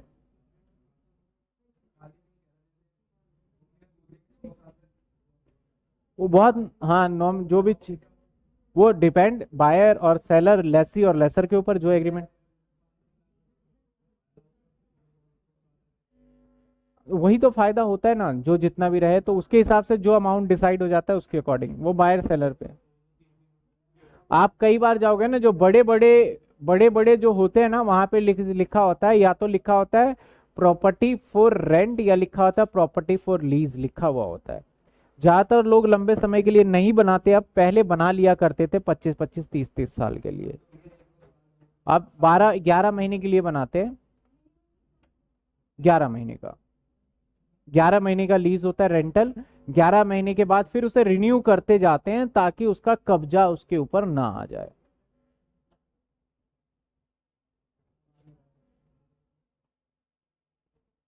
सर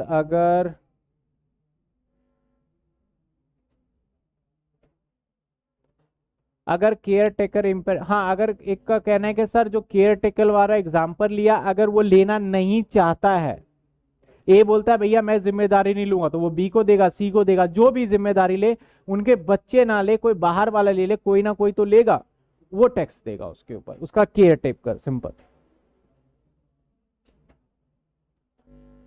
बताइए यहां तक थ्योरी में किसी को डाउट।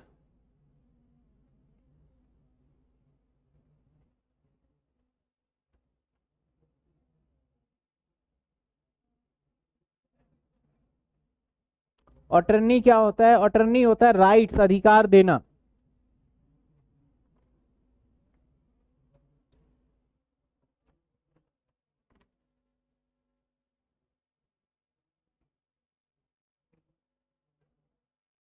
किसी को कोई दिक्कत, आगे बढ़ा जाए।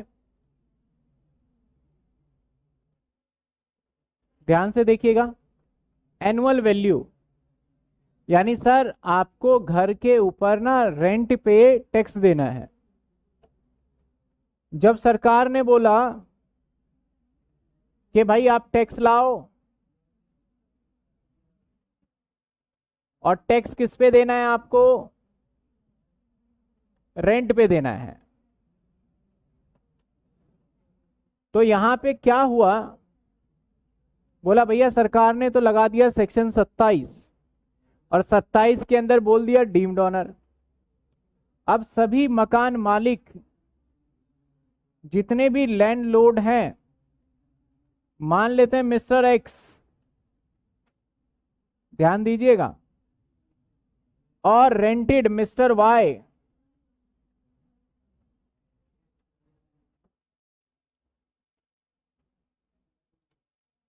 पता है मकान का किराया कितना है? ये मिस्टर एक्स को किराया देता है, ध्यान दीजिए, ये मिस्टर एक्स को किराया देता है 50,000। एक्स ने अपना घर, चाहे कमर्शियल एक्टिविटी हो चाहे रेजिडेंशियल, ये मैटर नहीं करता, अपना घर किराए पे दे दिया किसको? 50,000 रुपए का मिस्टर। अब इसकी इनकम टैक्स कौन देगा बताओ? हाउस प्रॉपर्टी का एक्स देगा। एक्स की इनकम बताओ? एक्स की इनकम महीने का 50,000 है, तो सर साल का? तो भैया इंडिया के अंदर सरकार कानून बनाती है, उससे पहले लोग बाग अपना दिमाग लगा लेते हैं, इससे बचा कैसे जाए, इसको तोड़ा कैसे जाए, कुछ ना कुछ तो करे। ये सोच रहा है यार 6 लाख रुपए का टैक्स फिर से देना पड़ेगा, क्या फायदा है, कैसे बचाया जाए। एक्स ने सोचा एक काम करते हैं, बेनिफिट लिया जा सकता है। इसने कहा कि चलो भाई वाई के पास, वाई को बोला भाई सुन इधर, तू मुझे कितना किराया देता है? उसने बोला सर मैं 50,000 रुपये किराया देता हूँ, टाइम पे किराया देता हूँ, ऐसा कोई लेट भी नहीं किया, एक आध दिन लेट हो जाता है। बोला कोई भी पूछने आए तो बोल दियो 5,000 रुपये किराया देता हूँ मैं, 50,000 मत बोलियो, और आज के बाद बैंक बैंक में नहीं, मुझे नगद चाहिए पैसा। कोई भी आए पूछने के लिए, मैं किसी को भी आऊं लेके कि भाई तू कितना किराया देता है, बता बता इनको, बोल दियो 5,000। यानी मिस्टर एक्स और मिस्टर वाई ने आपस में मिलके एक तरीके से प्लान कर लिया। अब मिस्टर एक्स 60,000 रुपए बोलता है गवर्नमेंट को, जी मेरी इनकम 60,000 है, मैं टैक्स कहां से दूं? गवर्नमेंट ने बोला भैया घर बहुत बड़ा है, टाइल पत्थर लगा रखा है, बोला भाई 60 ही है, चलो पूछ लो किराएदार से चल के। किराएदार के पास लेके आया, भैया कितना रेंट देते हो? उसने बोला जी 5,000 देते हैं हम तो, क्योंकि किराएदार को भी डर है भाई, बोल दिया मैंने, झूठ बोल दिया, मेरे को निकाल देगा अगले दिन ये। तो फिर इस केस के अंदर फिर टैक्स की चोरी हो सकती थी। गवर्नमेंट ने बोला भैया तुम कितना भी दिमाग लगाओ, हम सेक्शन लेके आएंगे, हम सेक्शन लेके आएंगे 23। 27 में तो तुम ऑनर से बच रहे थे, अब 23 में तुम्हें इनकम से नहीं बचने देंगे। यानी आपका एनुअल इनकम क्या होगा, वैल्यू, वो हम बताएंगे सेक्शन 23 में। अब बोला गया भैया जो प्रॉपर्टी से रिलेटेड काम करता है सबको बुला लिया गवर्नमेंट ने। प्रॉपर्टी से रिलेटेड काम करने वाला होता है एक एमसीडी। एमसीडी ना टैक्स लेता है हमेशा प्रॉपर्टी का, जिसे हाउस टैक्स के नाम से जानते हैं, सुना हो तो। जिनका घर फ्री होल्ड होता है ना, उसको हाउस टैक्स देना होता है। बोला एमसीडी वाले आ जा तू इधर, साथ के साथ पड़ोस वालों को भी नहीं छोड़ा, बोला नेबर इधर आ जाओ, कुछ कर नहीं रहे लेकिन आ जाओ, कुछ बातें सवाल पूछनी है। सुप्रीम कोर्ट का एक्ट उठा लिया और उसके जज को फोन लगा दिया, भैया सर आपसे भी कुछ सवाल पूछने हैं हमें, हमें जवाब दे दीजिए, मुझे इनकम टैक्स वसूलना है। 3 लोगों को बुला लिया।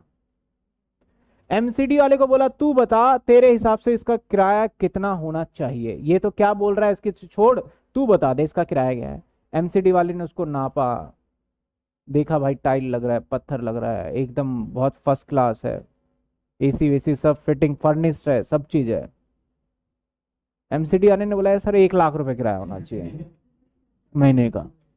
एमसीडी वाले ने बोला सर इसका तो 1 लाख किराया होना चाहिए, मेरे हिसाब से तो 1 लाख है। पड़ोस को बुलाया, भाई तेरा भी मकान ऐसा ही है, सेम साइज का है, तू कितने पे किराए पे देता है तू बता। उसने बोला मैंने तो सर 80,000 रुपए में दे रखा है और मैं टैक्स भी भरता हूं, देख लो। सुप्रीम कोर्ट के या जज से पूछा फोन करके कि जज साहब आप बताइए, इतना एरिया है, इतना सर्कल एट है, एक बार कंप्यूटर में फटाफट चेक करवाइए कि इस एरिया का, इतना एरिया का कितना रेंट होना चाहिए एज पर रेंटल। रेंट का भी हमारा एक एक्ट होता है, रेंट कंट्रोलिंग एक्ट। आप बताइए इस रेंट कंट्रोलिंग एक्ट के हिसाब से इसका कितना किराया आ रहा है। एरिया नाप दिया और सारा सर्कल रेट बता दिया। जज ने बोला इसका किराया होना चाहिए 55,000। यानी सब अलग अलग बोल रहे हैं अपने हिसाब से, और सबसे ज्यादा झूठ बोल रहा है। बोला भैया तेरी बातों का विश्वास नहीं है, तू 5,000 रुपए उससे टैक्स ले रहा है ना, 5,000 ले रहा है, तू कम ले रहा है, तेरी गलती। हमारा अपना नुकसान क्यों करे, तू फ्री में दे दे उसको मकान। हम तो भैया सारे नियम को लगाएंगे और जो सबसे ज्यादा बन रहा होगा उससे टैक्स वसूल लेंगे तेरे से, उसके अकॉर्डिंगली। तो गवर्नमेंट ने क्या करा, एनुअल वैल्यू निकालने के लिए इनके कुछ प्रोविजंस बना दिए। समझ रहे हो ना ये क्या आया सेक्शन 23। तो उसने कुछ प्रोविजंस बना दिए कि भैया हम इसके अंदर लगाएंगे, हायर लोअर का कॉन्सेप्ट लगाएंगे और उसके हिसाब से एक हम अमाउंट निकाल के बोलेंगे। और अगर तू बोलता है मेरा अमाउंट अगर मान ले आ रहा है 60,000, तू बोलता है कि मेरा 50,000, तो मैं तो 60 पे लूंगा।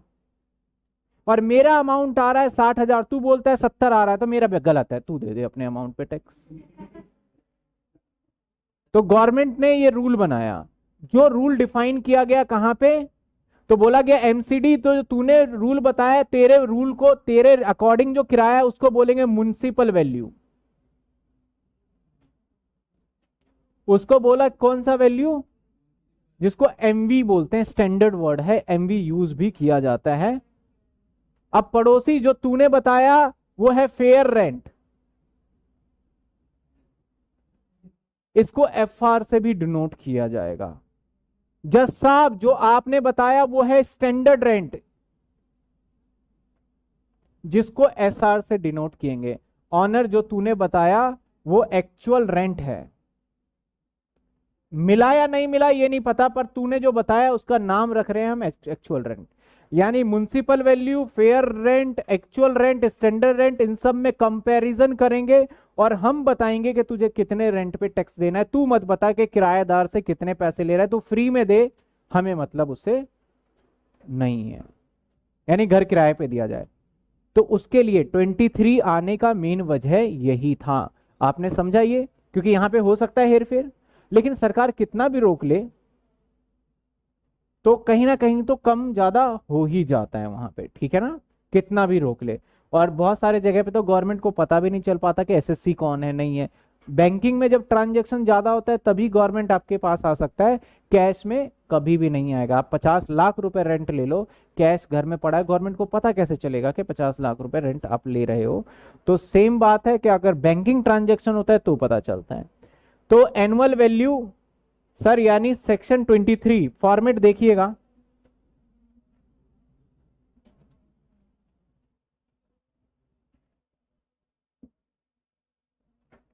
सर एनुअल वैल्यू ये डिफाइन है सर सेक्शन 23 के अंदर।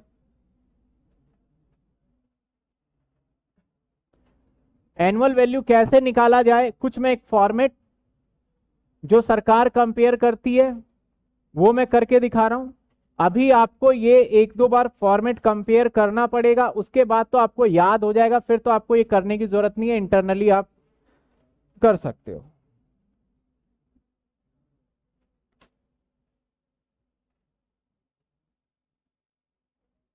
सर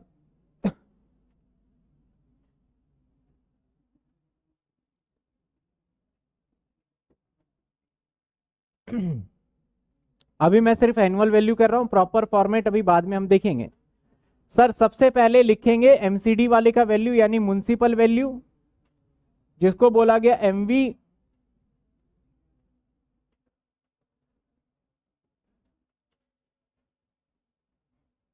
ये रख लेंगे सबसे पहले म्युनिसिपल वैल्यू जो भी लिखा है, मैं एग्जांपल। उसके बाद लिखेंगे फेयर रेंट, इसको मैं आज के बाद एमबी बोलूंगा और इसको आज के बाद मैं एफआर बोलूंगा। गवर्नमेंट ने कहा भैया म्युनिसिपल वैल्यू और फेयर रेंट इन दोनों में से जो हायर होगा वो हम कंसीडर करेंगे पहले, और उसको मैं अपनी तरफ से नाम दे रहा हूं, उसको नाम दे देता हूं मैं एफआर नंबर 1। एफआर नंबर 1 नाम दे रहा हूं मैं अपनी तरफ से। यानी सर अगर आपकी इनकम यहां पे 1 लाख रुपए इसने बताया और इसने बताया 1.5 लाख रुपए, तो एफआर नंबर 1 कितना होगा सर? 1.5 लाख रुपए हो जाएगा, जो कि आएगा 1.5। पहले यहां तक बात समझ में आई आपको? इसके बाद बोला गया कि भैया एफआर को 1 को कंपेयर करेंगे हम सुप्रीम कोर्ट के यानी स्टैंडर्ड रेंट, जिसको मैं एसआर लिख देता हूं, अभी तो लिख देता हूं standard rent, that is SR. अब हमेशा सोचना, क्या हम कानून से ऊपर जा सकते हैं? जज बोले इसका किराया 60,000 होना चाहिए और इनकम टैक्स वाले बोल रहे हैं कि जी इसका किराया 1.5 लाख रुपए, तो हम किसकी बात मानेंगे? जज की बात मानेंगे फाइनली। तो अब एफआर नंबर 1 और इसके बीच में जब कंपेयर किया गया तो बोला गया भैया यहां पे से ले लो लोअर। यहां पे क्या ले लो आप? लोअर। इसलिए बोला कि जज की बात मान ली जाएगी। यहां पे देखो 1 लाख है, जज ने बोला कितना होना चाहिए? 90,000। कितना होना चाहिए? तो कितना मान लोगे? 90,000। जज ने बोला भैया 2 लाख होना चाहिए, लेकिन इनकम टैक्स वाले बोल रहे हैं कि भैया 170 पे टैक्स दो, तो जज बोलेगा भैया तुम्हें लग रहा है 170 पे ले लो, हम क्या कह रहे हैं। मतलब हमारे रूल को मत तोड़ो, हमारी बातों से के आगे मत जाओ, लेकिन उससे कम में तो आप निपटारा कर सकते हो। तो यानी इसमें क्या लिया गया? लोअर। यानी म्युनिसिपल वैल्यू और फेयर रेंट में हायर, और जो भी रिजल्ट निकल के आया स्टैंडर्ड रेंट से कंपेयर करेंगे उसमें कौन सा लिया जाएगा? लोअर लिया जाएगा। जो भी इनके बाद रिजल्ट आएगा उसका एक नाम दे दिया जाएगा जिसको दैट इज एक्सपेक्टेड रेंट। यानी इनकम टैक्स वालों ने अपना एक्सपेक्टेड रेंट निकाल लिया, जिसको मैं ईआर बोल देता हूं शॉर्ट फॉर्म में। सर क्या आया इसमें से एक्सपेक्टेड रेंट? 90,000 expected rent. इसको कंपेयर करेंगे अब हम एक्चुअल रेंट से।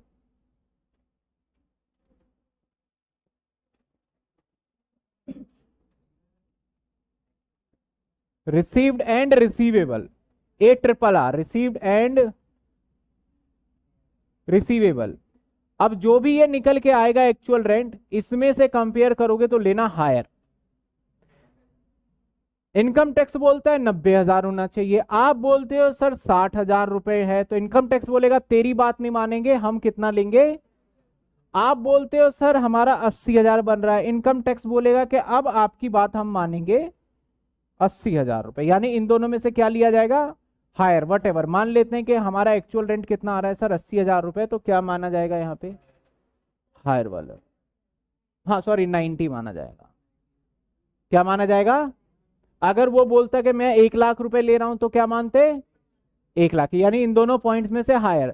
अब हायर के हिसाब से देखा जाए तो जो निकल के आएगा उसको बोला जाएगा, 23 सेक्शन में जो डिफाइन है उसको बोला जाता है ग्रॉस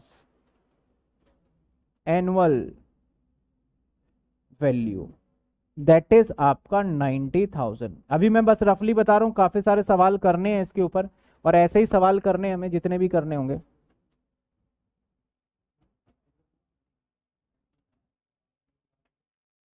सर ये क्या आ गया? Gross annual value. यानी ये वाला जो पोर्शन है ना, मैं सर्कल कर रहा हूं, ये आप रफ में कहीं कर सकते हो। अभी फिलहाल के लिए ये वाला जो पोर्शन है ना, ये पोर्शन आप रफ में कर सकते हो फिलहाल के लिए, या फेयर में भी कर सकते हो जैसे मैं कर रहा हूं। यानी हमारा मेन कहानी स्टार्ट होने वाला है यहां से, इसके बाद से। ये वैल्यू निकालने के लिए हमें गवर्नमेंट के सारे रूल ऊपर नीचे करके देखने पड़ेंगे। यानी सर म्युनिसिपल वैल्यू और फेयर रेंट में से हायर, उसके बाद जो आंसर आया और स्टैंडर्ड रेंट में से लोअर, अब जो आंसर आया और एक्चुअल रेंट में से, और वो आएगा हमारा ग्रॉस एनुअल वैल्यू, जिसको कि मैं आज के बाद बोलूंगा GAV। इसमें से अगर कोई म्युनिसिपल टैक्स पेड किया है तो सर उसको माइनस करना अलाउड है, लेस कर देंगे यहां से। म्युनिसिपल टैक्स सर जिसको मैं बोलूंगा MT, जो भी है कैसे दिया जाता है नहीं दिया जाता है इसके हम ऊपर पूरा क्वेश्चन करेंगे अगली क्लास के अंदर। मान लेते हैं कि 10,000 रुपए मैंने म्युनिसिपल टैक्स पेड किया है, तो अब मेरा जो आएगा उसे बोलेंगे नेट एनुअल वैल्यू।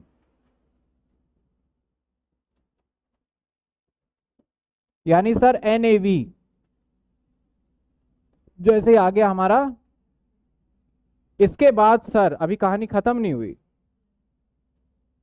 अब मकान मालिक जब ये प्रोविजन बनाया ऐसा, बहुत गुस्सा हो गया। जितने भी मकान मालिक थे वो सभी बहुत गुस्सा हो गए, बोले ऐसा थोड़ी होता है, आपने तो अपने हिसाब से निकाल लिया, ये तो मनमानी कर रही है सरकार। होता है ऐसा? वैसे जब भी सरकार को पैसे लेती है तो सारा मनमानी ही रहता है वैसे तो भाई जितने भी पब्लिक थे उसने बोला कि भैया ऐसा नहीं होता, मनमानी कर रहे हो। बोला क्या मनमानी बताओ, क्या मनमानी है बताओ, क्या हम ऐसा कर रहे हैं? बोला भाई तुमने तो रेंट रेंट ले लिया। अब किराएदार तो ऐसे है, बोलता कभी ट्यूबलाइट खराब हो गई, कभी बल्ब खराब हो गया, कभी नलका खराब हो गया, कभी व्हाइट वॉश कराते हैं, कभी फर्श तोड़ देते हैं, ये पैसा लगता है, ये भी तो माइनस करने दो। गवर्नमेंट ने बोला जाओ कर लो, यानी जो भी वैल्यू आया है इसमें से लेस कर लो, क्या लेस कर लो अपना एक्सपेंस। जैसे ये बोला किराएदार के हाथ, मकान मालिक के हाथ खुल गए। उसने बोला जी खर्चा 1 लाख। बोला बिल कहीं कहीं से बनवा के लिए आते हैं, खर्चा कितना? बोला गवर्नमेंट ने तो, हमने यहां कानून बनाया, बनाते बनाते तुमने लास्ट में भी इसका तोड़ निकाल लिया। यानी हमने इनकम इनकम सब निकाल के दिया, अब तुम खर्चा माइनस करने के नाम पे जो मर्जी खर्चा माइनस करोगे। बोला भाई इतना खर्चा हुआ है तो क्या करें? गवर्नमेंट ने बोला भैया रुक जाओ, ऐसे नहीं चलेगा, जो भी खर्चा हुआ नहीं हुआ। एक्सपर्ट को बुलाया गया, एक्सपर्ट को बिठाया गया, बोला भैया इसका क्या इलाज करें? तो बोला गया कि भैया ये खर्चा उर्चा तो हमेशा झूठ बोलेंगे और इससे कभी निपट नहीं सकते हो आप कितनी भी कोशिश कर लो इसको नहीं बचा सकते। इससे अच्छा एक फिक्स अमाउंट दे दो, तू ज्यादा करे तब भी इतना मिलेगा, कम करे तब भी इतना मिलेगा। तो फिर बोला चलो एक ऐसा खर्चा इसको दे देते हैं जिसको हम डाल देते हैं एक सेक्शन 24A, जिसको बोला गया स्टैंडर्ड डिडक्शन, जिसको बोला गया स्टैंडर्ड डिडक्शन। आपने सैलरी में भी देखा था स्टैंडर्ड डिडक्शन। तो स्टैंडर्ड डिडक्शन का पर्पस ही होता है कि भैया तुम बहुत ज्यादा सरकार के साथ ना उल्ट सिल्ट खर्चे बता के अपने पैसे वसूल रही हो, तो वहां पे ले आते हैं वो स्टैंडर्ड डिडक्शन। भाई तेरा खर्चा नहीं हुआ, एक ने बोला भैया मेरा कोई खर्चा नहीं हुआ, तू माइनस कर ले 30%, टेंशन मत दे मुझे। एक ने बोला मेरा 1 लाख का खर्चा हुआ, 30% ही माइनस करने दूंगा, तेरा एक खर्चा कर 5 खर्चा कर, मेरे को मतलब। यानी 30% माइनस करने दिया गया। और सर 30% कितना, किसका 30%? तो जो एनएवी आया 80 का 30% मतलब 24,000। और बोला गया कि एक और चीज माइनस करने देंगे हम आपको 24, दैट इज बी। ये तो जेन्युइन था, ये इंटरेस्ट सबसे इंपॉर्टेंट पॉइंट है, इस पे स्टार भी बना देते हैं। इंटरेस्ट को माइनस करने दिया गया। अब जो माइनस करके आएगा that is taxable salary, tax sorry house property आएगा, टैक्सेबल हाउस प्रॉपर्टी, जो कि आ गया 80 में से अगर आप 24 माइनस कर देते हो तो 56,000 आ गया। यहां तक पहले आपको सारी कहानी समझ में आई क्या, बताइए? हाँ हाँ हुई है, बताइए। ये इंटरेस्ट है, ये लोन वगैरह पे लगेगा, तो इसको तो अभी मैं बता भी नहीं सकता और डिस्कशन भी नहीं कर सकता, क्योंकि ये सबसे मेन सेक्शन है और थोड़ा लंबा है ये। और जैसे ही ये वाला पॉइंट हमारा हो जाएगा तो मान के चलो फिर तो हाउस प्रॉपर्टी ही खत्म, लास्ट में होता ही है, लास्ट का 1-2 क्लास में हो जाएगा ये हमारा, समझे? तो 24B इंटरेस्ट का डिडक्शन है। और ये सिर्फ इंटरेस्ट का नहीं है, 80EE भी है हमारा इंटरेस्ट का, और भी कई जगह पे दिया जाता है, तो मुझे सबको कोऑर्डिनेट करके बताना पड़ेगा वो। अभी तो फिलहाल समझो कि हमें सर एनुअल वैल्यू निकालने के लिए पहले हमें एमसीडी की वैल्यू, एमवी देखना है, फेयर रेंट देखना है, स्टैंडर्ड रेंट देखना है, एक्चुअल रेंट देखना है, कंपेयर करके जीएवी निकालेंगे, जीएवी में से माइनस करेंगे municipal tax, municipal tax minus करने के बाद जो बचेगा सरकार के लिए 30% उसमें से क्या कर लेंगे माइनस, जो बाकी बचेगा उसके ऊपर हमें टैक्स देना पड़ता है, उसे टैक्सेबल हाउस प्रॉपर्टी। एक व्यक्ति से एक से ज्यादा घर भी हो सकता है। तो 23 सेक्शन, जो सेक्शन नंबर 23 23 था, इसमें डिफरेंट डिफरेंट सिचुएशन भी बताए गए हैं जो कि हम अगली क्लास में कवर करेंगे। क्या सिचुएशन सर?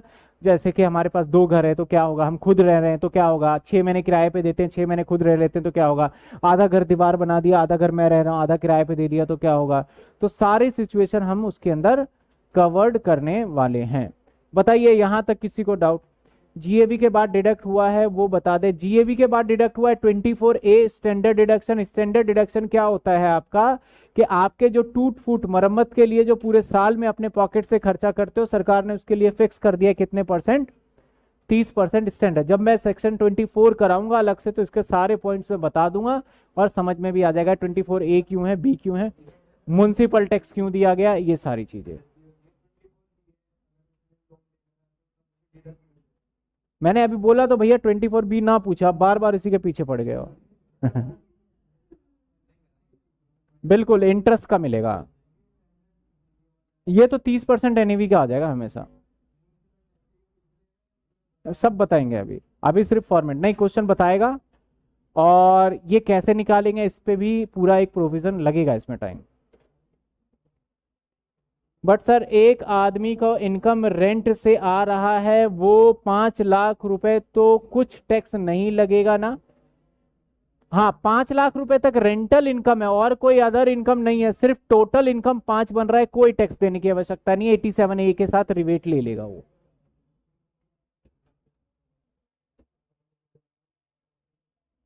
कोई दिक्कत?